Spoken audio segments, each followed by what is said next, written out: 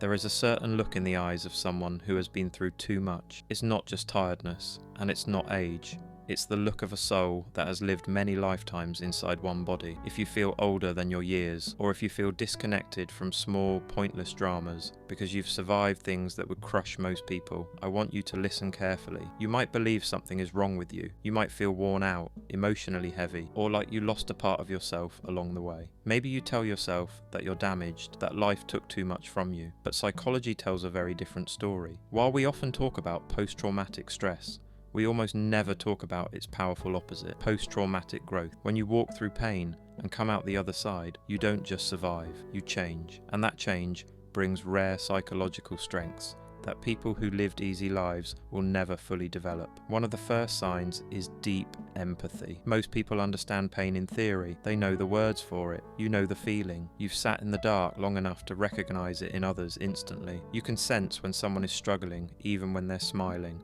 You've probably noticed that people open up to you very quickly. Strangers tell you personal stories without planning to. That's not coincidence. It happens because you don't judge. Pain stripped that out of you. You know how fragile life is, so you don't waste energy on surface level connection. You listen differently. You see people differently. Your presence feels safe because you know what it's like to have nowhere to go. Without trying, you become a quiet place where others feel understood. But feeling deeply can be exhausting. Carrying other people's emotions isn't easy. That's why your past didn't just make you sensitive, it also made you strong in ways that really matter. Another sign is how you handle chaos. Psychologists sometimes call this crisis competence. When something goes wrong, a sudden loss, an emergency, a collapse, most people panic. Their nervous system spikes. They freeze. But you've noticed something different about yourself. When things fall apart, you get calmer. Your stress baseline changed a long time ago. You've already faced situations that felt unbearable. Compared to that, everyday problems don't shake you. While others are overwhelmed, your mind becomes clear. You start thinking in steps. You look for solutions. You're not emotionless. You're experienced. You've been tested by life. And that training shows up when it matters most. Things that ruin someone else's week barely touch you.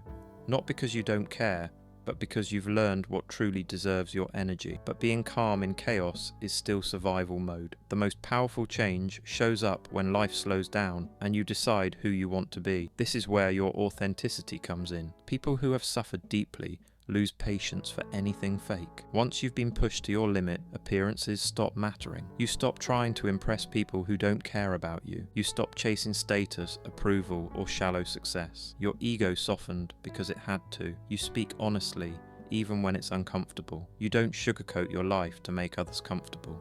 You value time more than money because you know how quickly everything can change. You choose meaning over image. This makes some people uncomfortable. People who hide behind masks don't like being around someone real. Your presence reminds them of the truth they're avoiding.